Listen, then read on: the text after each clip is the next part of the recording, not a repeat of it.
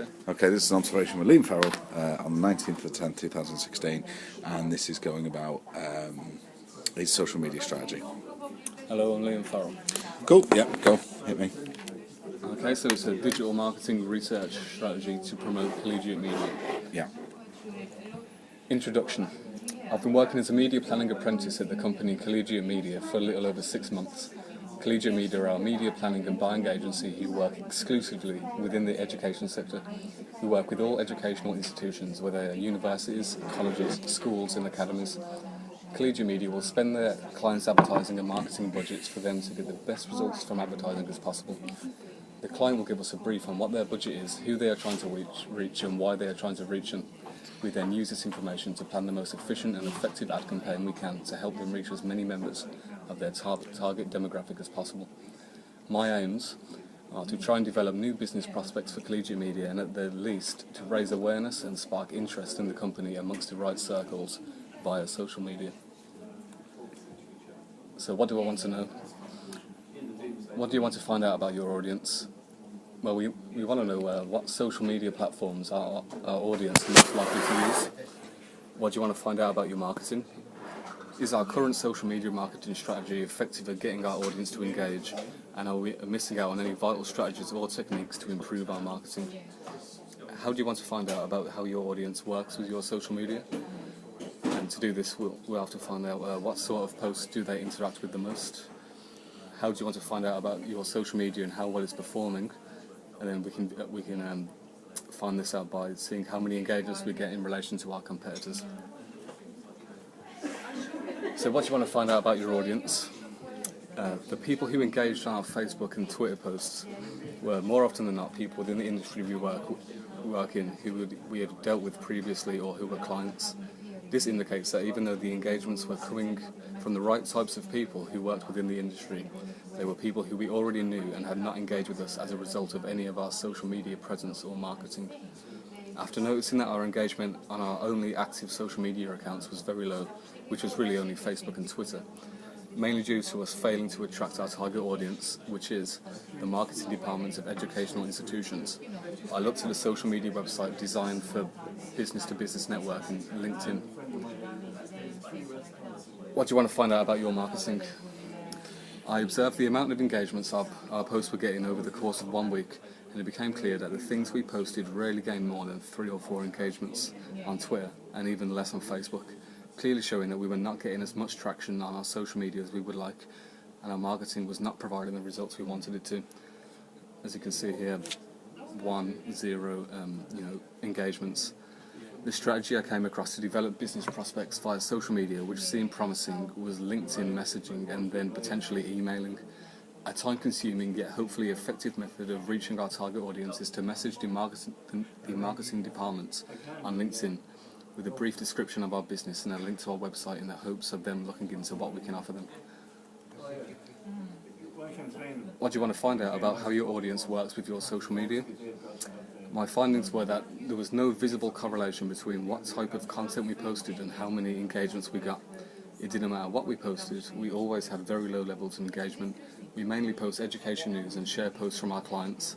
This is to display the fact that we are invested in and knowledgeable about the education industry, and that we actively interact with our clients in a positive and supportive way.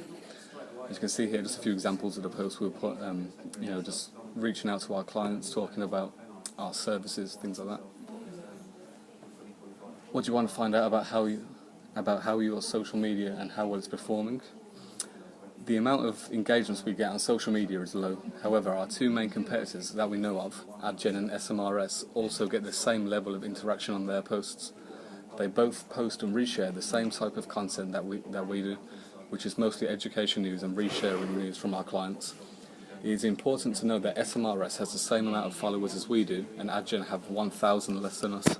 Despite this large gap in followers, AdGen would get similar amounts of interactions to both us and SMRS, suggesting that the standard social media platforms such as Twitter and Facebook might not be the best channels to use to raise awareness of a media planning and buying agency specialising in the education sector.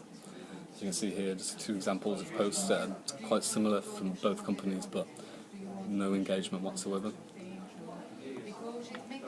So the strategy, how do you want to collect the information? We can collect the information needed for this task by firstly observing our own and our competitors' level of engagement on social media. I can observe whether we are doing well or poorly in relation to our competitors and to our own standards to see if there are any key factors that may be contributing to our level of traction on social media.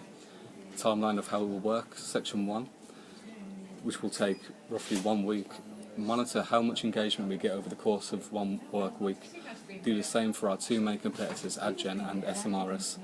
Section 2, after the first week, analyse results and compare our levels of social media interaction with competitors. Section 3, which will take about a week, research methods of raising awareness of collegiate media using the social media platform as a tool. Section 4, which will take an undetermined length of time, put method of raising awareness to use in an effort to benefit collegiate media. Section 5, report on our findings. You might seem a little bit cryptic now, but you'll answer. Yeah, that's alright, don't worry.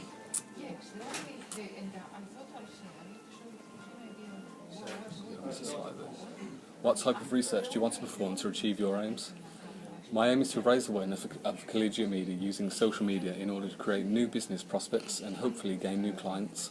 The main type of research I plan to use is secondary research, as I will be using what is essentially a public online database of business contacts and will not be doing any primary research such as surveys. I believe this form of research into our desired audience, although time-consuming, could potentially be very effective at providing us with a surefire way of reaching our target group and allowing us to contact them directly without any wastage on people who are not part of our desired demographic. So what do our customers want and what would they like to see in the product? Because we're a business-to-business company, we know that our target audience, like any business, wants to get the most for their money. Because of this, we can infer that they would like a competent, experienced advertising agency who specialise in education or know a lot about their audience, who are parents of younger children, teens and young adults, to plan their campaigns and buy media for them. They would like to see evidence that the agency is good at what they do and can provide them with the results that they desire, whether it be gaining more open day attendees, more applications submitted, or generally raising awareness. This competence can be later shown to them via credentials and case studies. So the report. What my research told me, because we're a business-to-business company, due to the nature of the industry we are in, our target audience is limited to educational institutions, more specifically the marketing departments within those institutions. Because of this, the common social media websites that are used by the general public on a daily basis, such as Facebook and Twitter, have proved to be ineffective in raising awareness of our brand and reaching our target audience. This is not just true for us, but also for our competitors. Collegiate Media has roughly 1,200 followers on Twitter, and SMRS has the same. Despite us both posting and resharing content relevant to our industry on a daily basis, and having upwards of 1,000 followers each, we still don't manage to gain more than a handful of interactions on our posts, and when we do, they are most likely from current business contacts or clients. Because of this, it seemed appropriate to look into alternative social media platforms to help gain better results. We have found that LinkedIn is by far the best social media channel we can use in order to make sure our message reaches our desired audience. This is down to the fact that any marketing we do for our own company will be business to business, and LinkedIn is designed for people to network with others who work in the same industry, which makes it ideal for reaching people when they are in a business and work-based state of mind. Research and collating of information process. The research I carried out involved putting together an Excel database listing the names of every university in the country and hundreds of schools and colleges, which were mainly in the surrounding counties near to us, gaining the information from various websites including Wikipedia and Schools Web Directory.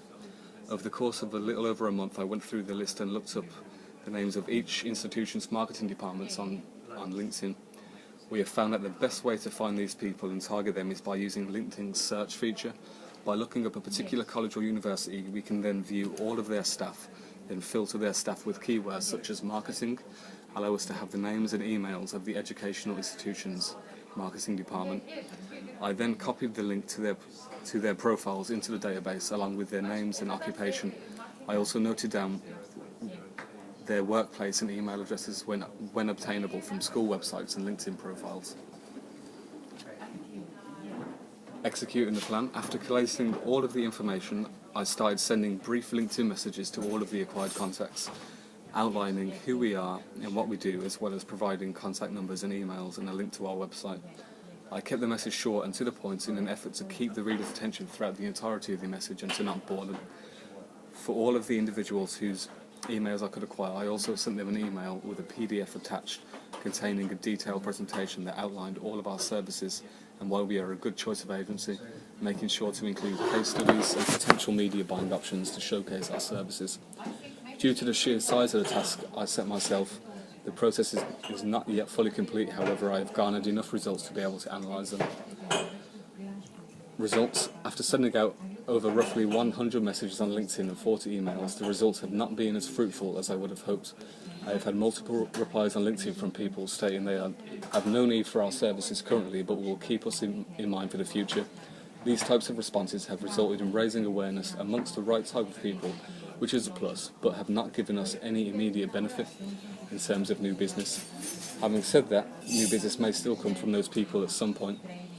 Although the outcome has not been great so far, there are still a lot more people to contact from the database acquired from LinkedIn. And considering the current amount of responses we've received, we will still be likely to get more replies, and some of them may end up being positive. As you can see here, just a list of all the information obtained from LinkedIn. Summary: the time-consuming nature of the strategy was a drawback and has taken over a month to get to its current stage, yielding practically no identifiable positive results during the process. In terms of being able to reach our target audience with a distinct and clear message, I still feel as though the platform used was perfect and definitely seems to be the ideal social media channel to use. To further use this platform, I plan on befriending as many people from the database as possible on LinkedIn and begin sharing content on the newsfeed rather than direct messages more often to amplify our social media presence and expose our target demographic to us as a brand without taking the time and effort to contact people directly. Okay. What about social media ads? I mean, did you look into, because I mean, you talked about LinkedIn having that opportunity to be able to target direct audience, and you know you can do that on Facebook as well. Yeah, but the differences with Facebook and Twitter is the fact that it's harder. They're not designed for people to kind of advertise themselves as somebody in a particular job role, or it's more the general public, or our target audience may very well be on those platforms, but identifying them as that occupation that they have is not. It's very difficult. Do you not feel just concentrating on one social media channel is very limiting? Like, could you maybe use Facebook to we use do Facebook. Content? Yeah, we use Facebook and Twitter mainly to keep a good brand image up. Talking to our clients positively, interact with our clients, talking to them, just showing that we kind of care about the industry, we care about what we do. We use it as a kind of relationship tool, maintaining positive relationships rather than promoting ourselves, because it's not. But I mean, that is kind of inadvertently promoting. How about content? I mean, have you thought about putting out weekly, daily articles about how colleges are doing? Yeah, we currently share a lot of news to do with the education sector. So if there's a big news story come out, we'll share that. We'll do that. But in terms of that gaining us followers, it's proven to not work, because our current audience may look at that and think, oh, that's interesting, I'm not interested in it, but it's not gaining us followers or gaining us exposure. What sort of content have you put out in the past? Original content that we've not too much really. It's basically just been kind of sharing case studies of what we've been doing. So say if we've got a particularly good billboard up at the But why would a potential customer read that? Well, if someone just saw it, say if somebody that's only if they're looking for it. Yeah. That they're going to be interested in that. You need to. What about creating content that's just going to interest them, and then they go, actually, it's collegiate media, know what they're talking about. Do you get what I mean? Yeah. So say, for instance, you did a thing about the top 5 universities with the biggest marketing budgets. Yeah. Yeah. And like share like a.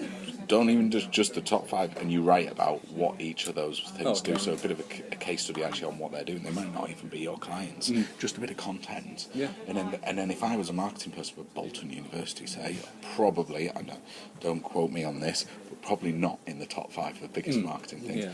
I'd look at it and go, okay, why are they spending? You know, if it's like Oxford, Cambridge, though they probably don't market huge